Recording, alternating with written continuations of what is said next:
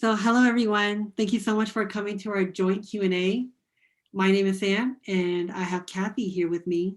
And today we'll be discussing our capstones on Icelandic, Japanese, and Taiwanese language policies and their relationship to English instruction in those countries.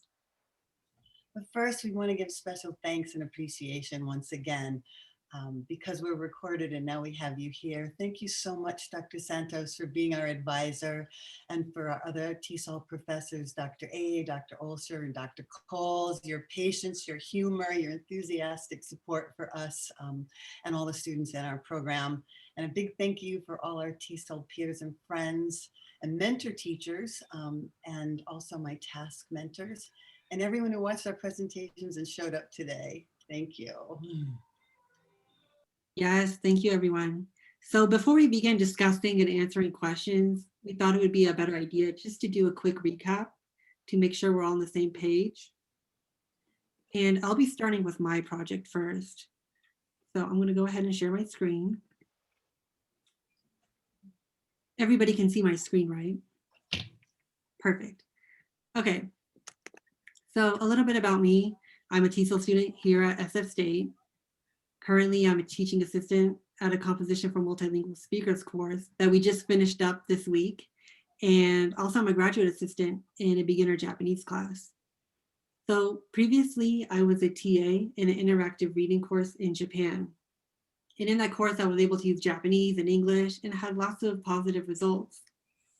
But my mentor teacher explained to me that the Japanese policies are requiring teachers to teach English in English. So I was curious exactly what the policies were talking about and if there are opportunities for L1, L2 integration in the classroom, which led me to my project. So here's a quick recap. So I looked at both Japanese and Taiwanese English language policies that were developed in the 2010s. Coincidentally, they both released very vast policies that focused on incorporating teaching English in English. And these policies are from like primary and secondary education, so up to like graduating high school. And these are called the Japanese English Reform and Taiwanese Bilingual Blueprint. I compared and contrasted both policies and analyzed them for translanguaging opportunities. And for those that don't know, translanguaging theory describes learners as having a single unitary system in their mind. So speakers pull from all the linguistic and non-linguistic, such as gestures and cultural knowledge, all those resources in order to communicate and make meaning. So for right now, I'm pulling from all the signs from my unitary system I feel like you would understand.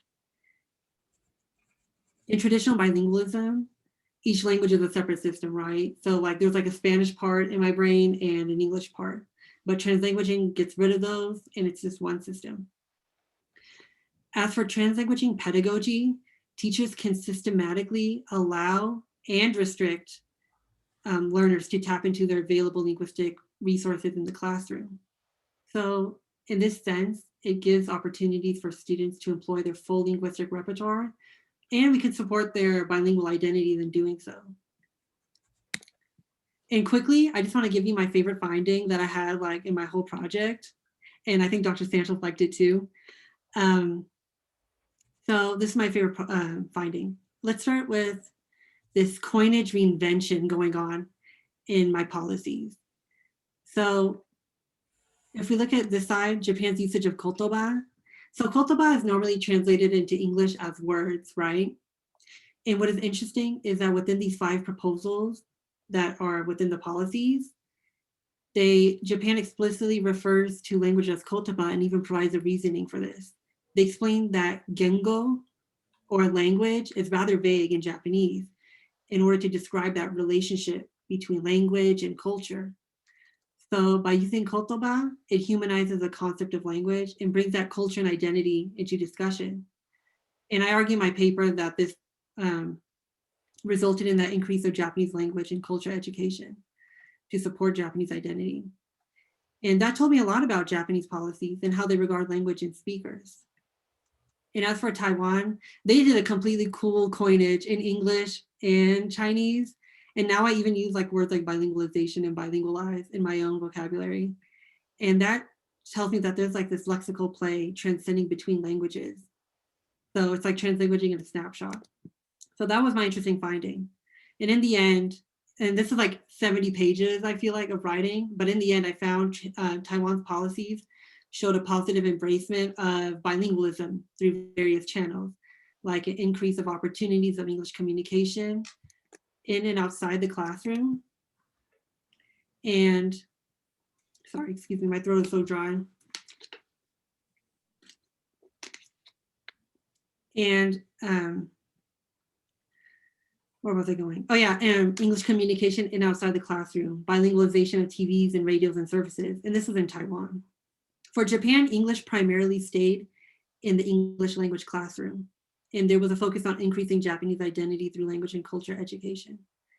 Okay, so enough about my project. I'm gonna hand it over to Kathy and she'll tell you a little bit more about herself and her project.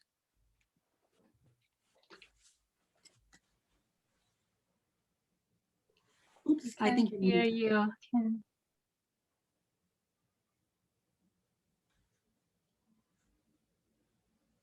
Trying to be polite for Sam in case my dog barked. I'm going to share my screen and just to tell you a little bit about me and then a couple slides on my project recap like Sam did. Let me see. I think I have to. Whoops. Thanks for your patience. I gotta view this first.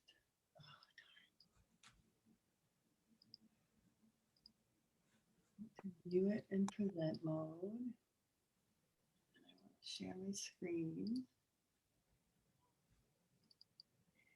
Are you seeing my share screen now? This is my slide from TASC. Thanks, Carrie. Let's see, for over 3 years, I've tutored a diverse group of undergrads and grad students at TASC on campus. I've also been fortunate to be a teaching assistant pretty much every semester, 2 ESL pathway courses at City College, San Francisco, my first year, and then here at San Francisco State, 2 first-year composition courses for multilingual students, and now I'm in a Metro first-year reading and writing stretch course. I should also say I've been a professional writer, editor, and mentor of other writers across genres in multiple business and educational settings for like 25 years. All these experiences have enhanced my TESOL education and a commitment to serving multilingual and L1 English speakers who require intense academic English support. I'm proud that San Francisco State is a leader in equity and access, and I've learned that they were known for developing the first integrated reading and writing stretch courses and learning communities for first-year students.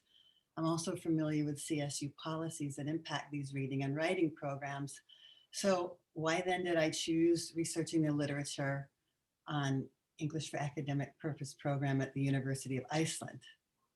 I'm fortunate to have 20-something-year relationship with Iceland and a number of amazing Icelanders. And I plan to tutor and teach outside the country, hopefully in Iceland. So I became curious about this new genre-focused approach to academic English for Icelandic students and others with high fluency in English, but who needed greater academic English support. To do that, I had to go about educating myself about Iceland's language policies and the sociolinguistic factors in which the program is situated. For example, since 1999, the Bologna process has promoted mobility of students and staff in higher education across the EU, allowing universities to attract more international students and prestige and prepare their own students for the global workforce. This in turn promoted English as a medium of instruction, with English now the de facto lingua franca of academia. EMI courses are seeing enormous growth in higher ed in Europe, but support for the students and even teachers in the EMI courses is just starting to catch up. And even when not enrolled in EMI courses, students at universities where English is not a first language mostly will read academic textbooks and articles published in English. So I wanted to learn about EAP approaches that aim to fill the gap.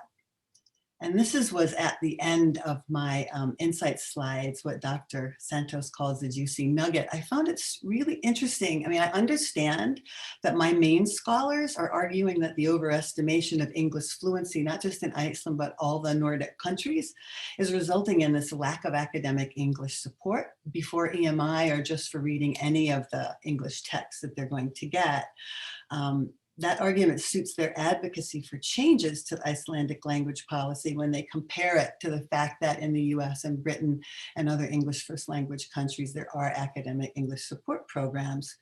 So I hope we get to talk a little bit about, with all the different templates that we do have for academic English instruction, what will they look like going forward? What should they look like? And do you see that much of a difference in the future between first year composition or composition for multilingual students in the US versus academic English outside the country?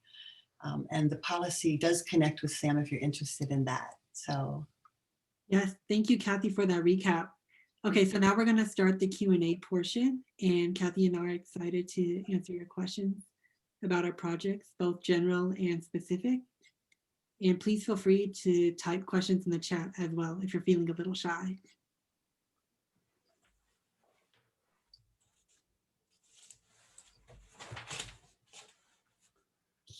Sam, let me start with one for you. What a fascinating paper and so much in it. Just in your 20-minute talk, really incredible. So you've really looked into the culture of teaching English as reflected in the policies of the countries.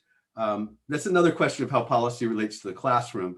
But what I wanted to ask you right now is, since you're teaching Japanese at University of Hawaii currently, I wanted you to reflect on what is the policy or the implicit culture and expectation of learning in that context, where Japanese as a foreign language.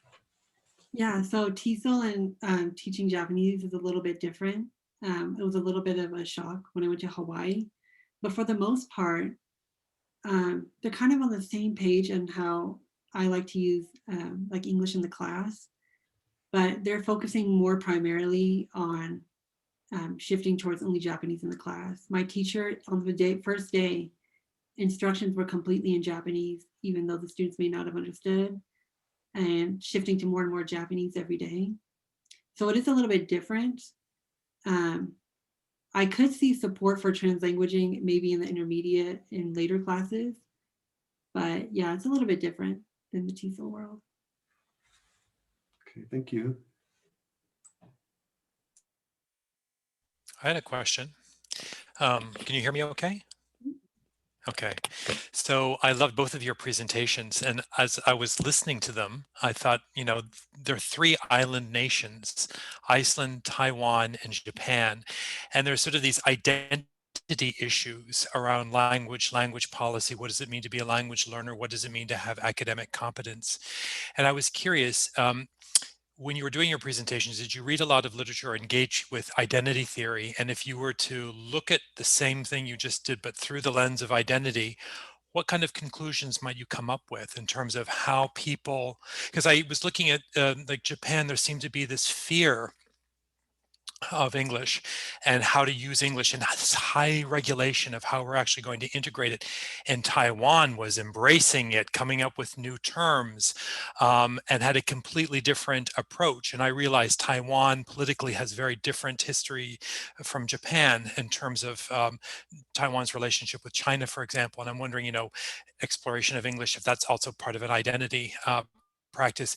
And Iceland, which is small and somewhat isolated, and reaching out to Europe and North America for financial support and integration.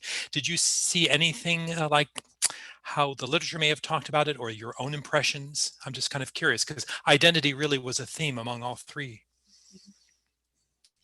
Sam, would you like to go? You could go first, Kathy. I've been talking so much. Yeah, it's really interesting. I mentioned in my presentation that to speak Icelandic is Icelandic. And the thing is their Yes. community is the largest it's ever been, because they do have a small percentage of immigrants now, also at the university, but in the living year-round daily life. But it's 365,000. And so even though there is this incredible identity around the language and the history, they say that every person in Iceland is a linguist. They have radio programs where they call in, they look at words moving in, and they join this online corpora. There's a large organization that reviews that.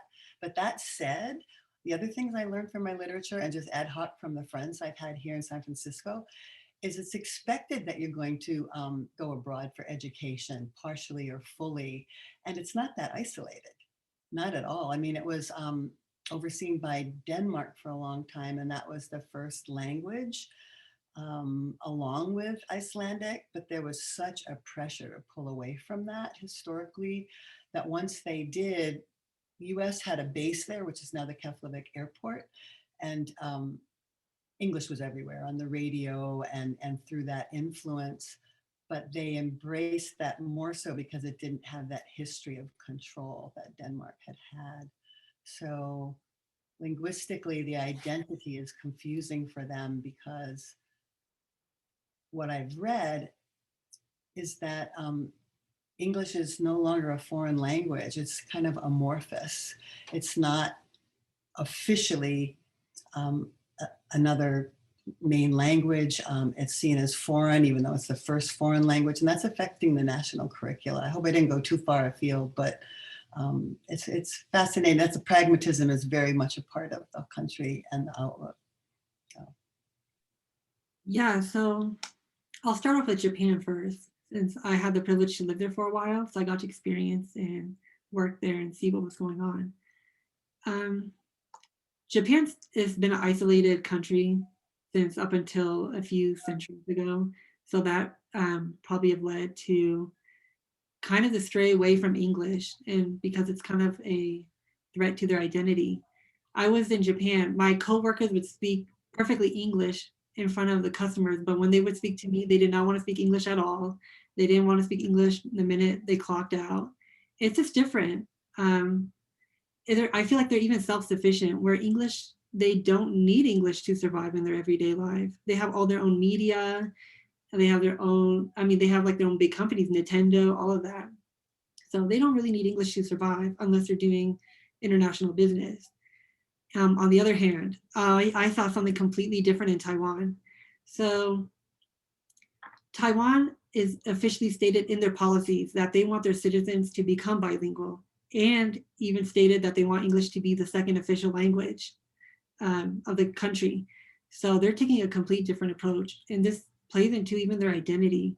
I remember the other day I told Dr. Santos, I was watching a Taiwanese music video and it was 100% in English, like no Chinese. So we're seeing it already unfolding. They're even training their taxi drivers in English classes, and they're bilingualizing their laws, which I thought that was so interesting because I didn't think about the laws of the country. They're even bilingualizing it, so in English and Chinese. And I feel like that identity starts even through the government and just shifts and pervades through the citizens. And I could see it already unfolding. So there's a strong connection with English in Taiwan. Thank you. Is it okay if I answer? I'd like to answer Claire's question in the chat. Mm-hmm. She's asking were there similar programs in other countries of the US. I looked mostly in Europe, Claire, and it's interesting because there's so much literature on EMI and the programs itself, but there's not a lot looking at the program for academic English support that's pre-sessional. So that's one of the reasons why Iceland was so interesting.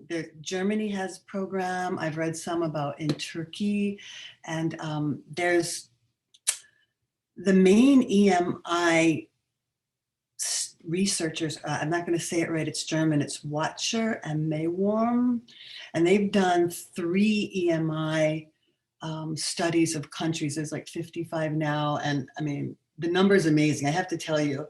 725 programs in 2001, 2,389 EMI programs in 2007, and this report, which is 2014, 8,090. So that's the explosion, and that's when I said this EAP is slow to catch up. It's a really interesting idea that they're doing genre. So one of the main programs I looked at was Hong Kong. It was Ken Highland and all the research and writing he's done on that program. And they're both kind of genre focused. He uses the term specificity, teaching students the specificity they need going forward. And the Icelandic scholars developed what they call a gateway to genre. And Highland uses the term bridging. And they're both really fascinating to me. I mean, I have so much more to learn about the Iceland program because the data wasn't all there, but hopefully I'm going to go and meet a couple scholars in the program in early fall, because I just want to keep doing this. It's fascinating to me. I think it's my sweet spot, writing and reading. So. I don't think it's a bad life goal to just say, I'm going to study island-based language policies for the rest of my life. I just feel like that could be a really good life goal. It's so I interesting. mean, Sam is already there. He's getting his Japanese degree at Hawaii. So he's pretty consistent. But the islands, yeah. The islands. I want to go back to this point that, Sam's favorite finding, because I think this also gets at Dr. Coles's question around how our understanding of our heritage language and our understanding of how we use English in our own context shifts, evolves as we establish our own policies. And we have such an impoverished view here in the US because we don't allow other languages to really infiltrate our understanding of what we want language education. It just defaults to English. And so this idea that in Icelandic, they don't say bilingualism, they don't say translanguaging, they are going for it. It is written, it's in print, and they call it parallel language instruction. And I bring that up because parallel instruction is a bad word in bilingual ed in this country.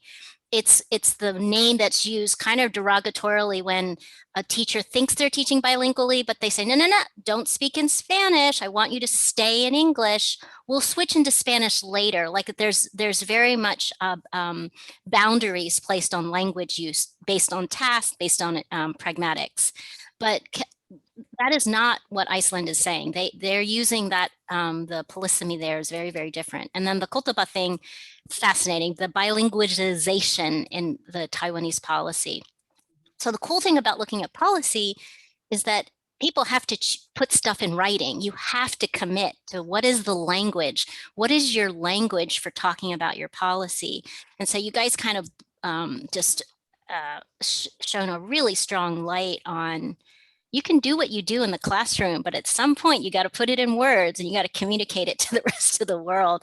And here we are, like we're seeing a little bit of an at odds. And so I guess I'm just sort of fascinated. I'm wondering what that's going to look like at the classroom level when when the Japanese English language teachers' use of English changes because of what's specific to their pedagogy. And I want to be in a teacher's room in Iceland when they start talking about parallel language instruction. How do they talk about that? So it's just some thoughts about, turn the dial on what it's going to be like to be in teachers' rooms in maybe 5-10 years from now. Because it doesn't sound like, except in Sam's case, that they're going to just wholesale adopt the translanguaging view and map it on. It doesn't seem like it's going to work that way. Sorry, that was a long wind up, but that's my favorite finding as well from the two studies. I just want to say something though, because the parallel languages actually and bilingualism are used in the Nordic Declaration and in the Iceland government policies, but the scholars that were helping to form this program at the University of Iceland, they're using it as a leverage for argument and saying that you can't have parallel language use or bilingualism when you can't choose freely between the two, and that students are coming in unprepared for the academic English language of the university. And that's why the policies have to change. And that's fascinating to me. Maybe it's island nation, or maybe it's having less than 400,000 people, but scholars and arguments and studies are able to change policy. And it seems like it's so hard to be a stakeholder as a student or a professor in the CUSU system, you know, and have a voice. So it's not necessarily top down. There's a real communication going on there. It's very appealing to me. Maybe Sam, did you want to go ahead? You could go ahead, Dr. Olsher. I was just interested in, like, Kathy makes a really interesting point about how the interaction of policy and practitioners and the back and forth. And from what I understood in Japan in the 1980s, policy was changing, but it was top down and it wasn't taken up by the teachers. So they developed they advocated communicative teaching, but it didn't happen in the high schools. And I wonder if you have any insight into what the dynamic might be. It sounds like in Taiwan, there's this healthy back and forth between practice and policy. And maybe you could comment on that and also what you think it might be going on in Japan. Yeah, so they're really opposite kind of, because Taiwan's policies are not actually from the Ministry of Education. They're from the main like executive branch. And the educational policies only make up like one part of the entire thing. So there's like a completely different dynamic going on. And so it's like they have the whole country on board, and then the education part is just one piece of that whole working factory. So there's kind of, I feel like, a cross communication between different departments. And within the policies, they even reference different laws, like protecting and encouraging Hakka language in bilingual Hakka programs. So it's completely different dynamic. For Japan, it's kind of this, I feel like it's almost the same as what you described. It's almost like this top down, but that communicative education reminded me that now, because of this focus on shift, they make this into one part of the policy, increasing reading, writing, listening, and speaking, because before there was no really listening and speaking goals. They're encouraging even TOEFL exams as part of university admissions, and even as part of their overall goal in student progress. So they're shifting a little bit in terms of their usage of English, but there's still maybe a little bit of that top down going on.